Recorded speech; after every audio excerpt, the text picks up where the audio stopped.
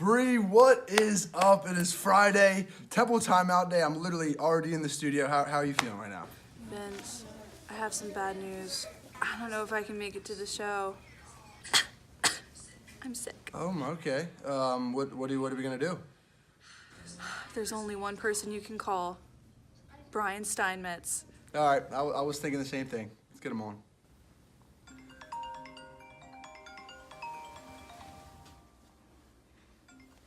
Hello? Yo, Brian, are you any chance you're down to host Temple Timeout with me today? Oh my God, I would love to. I've been waiting my whole life for this. What are we gonna talk about, dude? All right, we got a lot to talk about. Men's basketball, it was meme night on Tuesday night, plus the women's basketball team are on a 4-game winning streak. And you know I'd love to talk about the trades that happened in Philadelphia sports yesterday. Hey, I love it. Let's do it. But first, let's take a timeout.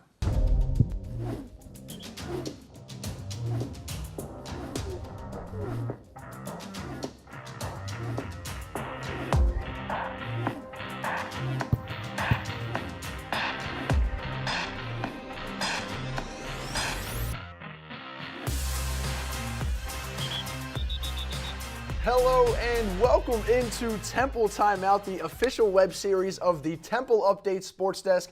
We got a new face on desk and a lot to get to today. Temple basketball has won 2 games since our last show, Brian. Yeah, and that's exactly where we're going to start. After a win over Tulane last week, the Owls hosted UConn at the Liacouras Center.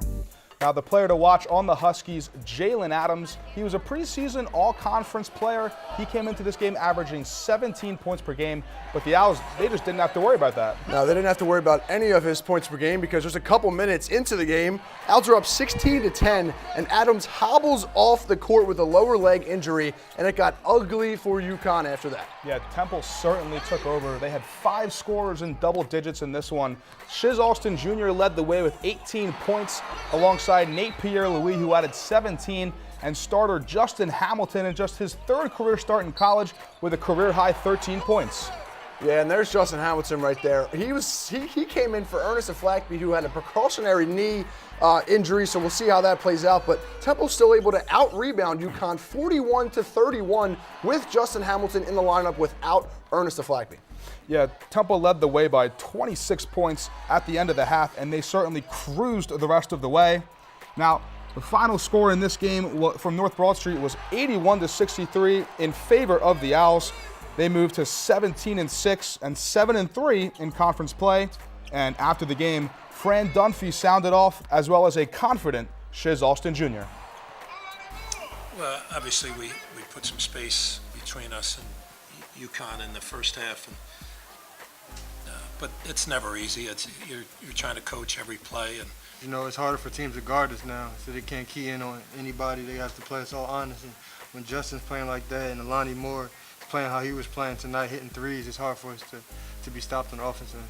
We've been in a lot of dog fights over the past couple games, so it was relaxing to have kind of a relaxing game tonight. Yeah, it's going to be good to relax now because, as we know, a big conference stretch coming up for Temple basketball. But joining the conversation now for the play of the week, we have Adam Miller, who was at the game versus UConn, and he's in the newsroom. Adam, what do you got, brother? Thanks, guys. Our play of the week is a big-time slam from the human highlight reel himself, Nate Pierre-Louis. Let's take a look at it, guys. All right, here he comes. He gets the steal, Nate Pierre-Louis. And you guys, you know what they say about gravity, right? What goes up must come down. Nate Pierre-Louis with the big slam. And Nate Pierre-Louis is top 5 in the AAC in steals, helping him get this one. You know, his favorite player is Russell Westbrook. And you see a little bit of that here, Vince. I mean, just check him out. Windmill dunk all over it. Love to see that, guys. And before I hand it back, I thought I might mention that last night was meme night at the Liacouras Center. So let's check it out. First of all, we got a little bit of a wave check here from Coach Dempsey. Oh man, you love to see this. So smooth, Coach. And of course, Hooters getting in the action. He's soaking it up. I hope everybody gets the Bird Box reference by now. It's been out long enough. The players had memes on their warm-up shirts, pre-game. I mean, I wonder if they picked it out themselves. Not sure. Then the game starts, and the Jumbotron is playing memes of after plays. And of course, basketball Twitter, they were loving this. But hey, it was fun, an easy win on meme night, keeping everybody happy. And that's all from me in the newsroom, guys. Back to you, Vince and Brian, take it away. Yeah, thanks, Adam. On a serious note, Temple proved they are on the upper echelon of the conference teams in the AAC. Cincinnati, UCF, and Houston are all joining Temple in that category. Houston and Cincinnati are both ranked at 9-1 in the conference. Now, Houston's only loss came at the hands of Temple in North Philly in early January. Now, Temple played Cincinnati tough, but they ended up blowing a big lead here at Temple, and UCF beat the Owls in early January. But that was with their big man, Taco Fall. Those two teams will meet one more time in the regular season finale.